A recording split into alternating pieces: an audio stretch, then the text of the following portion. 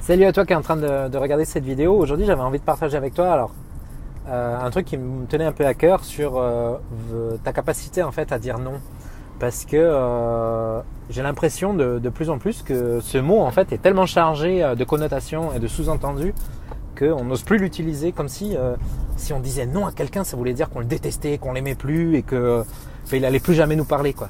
Comme quand par exemple vous dites non à vos enfants, si je leur dis non ils vont plus m'aimer, si vous dites non à vos collègues ils vont plus vouloir travailler avec moi, si vous dites non à quelqu'un en fait il va plus vouloir en fait c'est tellement connoté que du coup on n'ose plus le dire. Et cette vidéo en fait c'est juste pour vous rappeler que vous avez le droit de dire non. Vous avez le droit en fait de vous respecter suffisamment en fait pour dire non aux autres. Et alors ça n'a rien à voir avec une histoire de besoin. Je fais respecter mes besoins avant ceux des autres.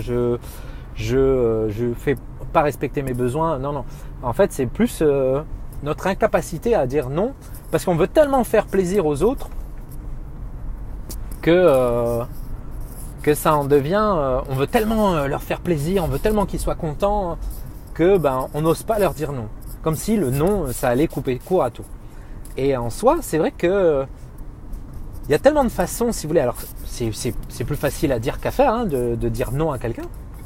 Et en même temps, je trouve que c'est double effet qui se coule quand vous dites oui en permanence, quand vous n'arrivez pas à dire non.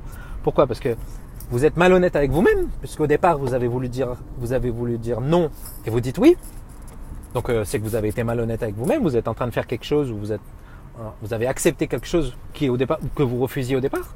Donc c'est plutôt malhonnête envers vous-même. Et en plus, c'est aussi malhonnête envers votre interlocuteur, puisque vous vouliez dire non et vous lui avez dit oui. Donc c'est un peu malhonnête pour les deux.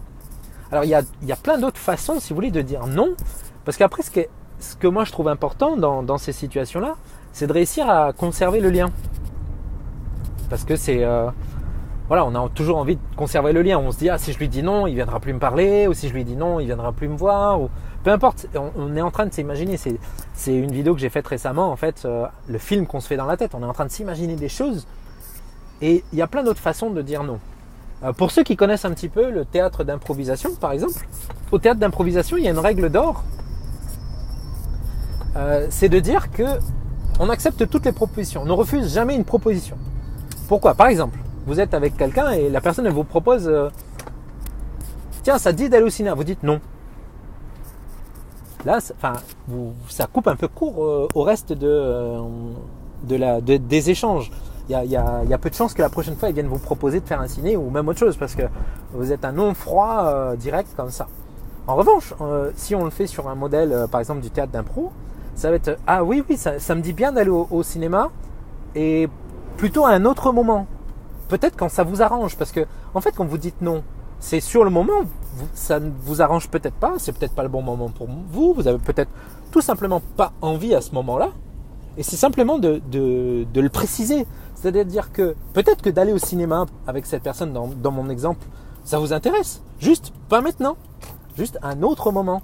Et voilà, donc dire non, c'est pas seulement, en fait, ça veut pas dire se fermer la porte, et ça veut pas dire aussi, vous pouvez nuancer le non, c'est là ça m'arrange pas, oui j'aimerais bien, et voilà, un autre moment, voilà. Donc c'est vraiment d'être capable d'accueillir la proposition de l'autre, de vous dire intérieurement, bon, je suis honnête avec moi-même aujourd'hui, là ça me dit pas là tout de suite, j'ai pas envie de ça, de le dire à l'autre, vous êtes honnête avec votre interlocuteur.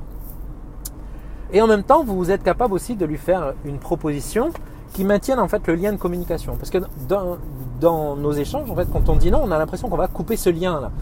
Et donc, voilà, je vous invite en fait à vraiment déjà prendre soin de vous et de savoir exactement est-ce que ce qu'il est en train de me proposer, ça pourrait m'intéresser à un autre moment.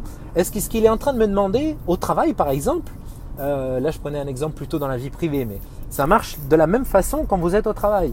Vous avez votre collègue, tiens, tu veux bien m'aider sur ce dossier-là, ou tiens, tu veux bien prendre ce dossier-là. Alors, soit vous ne pouvez pas du tout le prendre parce que vous avez une charge de travail qui est déjà trop importante, et auquel cas, là, vous lui expliquez simplement, lui dire, là, je ne peux pas le prendre, j'ai une charge de travail trop importante. Soit vous pouvez le prendre et à un autre moment, et lui expliquer aussi tout simplement à quel moment vous pouvez lui prendre ce dossier, par exemple. Vous voyez, donc c'est vraiment d'être d'être en capacité en fait d'être honnête avec soi-même, de s'écouter et de se dire ok, ce qu'il est en train de me demander ou ce qu'il est en train de me proposer, c'est juste pas le bon moment, ou j'ai juste pas envie maintenant, et ça sera peut-être le bon moment pour moi plus tard, ou pas du tout. Et c'est vrai que voilà, c'est quelque chose que vous pouvez pratiquer au quotidien avec vos enfants, vos amis, de la famille et autres, et d'être en capacité en fait à dire non, mais un non, alors un non constructif. C'est-à-dire que vous pouvez, soit sur un modèle comme au théâtre d'impro, c'est-à-dire oui, on peut aller au cinéma et plutôt samedi après-midi par exemple. Pareil pour le dossier. Ah, oui, je peux prendre ce dossier-là quand j'aurai fini tous les autres. Ou oui, je pourrais prendre ce dossier-là mardi matin. En donnant vraiment une date, vous donnez un délai en fait. Donc voilà, j'avais envie de partager ça avec vous et j'espère que voilà, cette petite vidéo va vous faire un déclic. Si elle fait un déclic, je vous invite à aimer la vidéo, à la partager autour de vous, faites du bien autour de vous et boost up la life.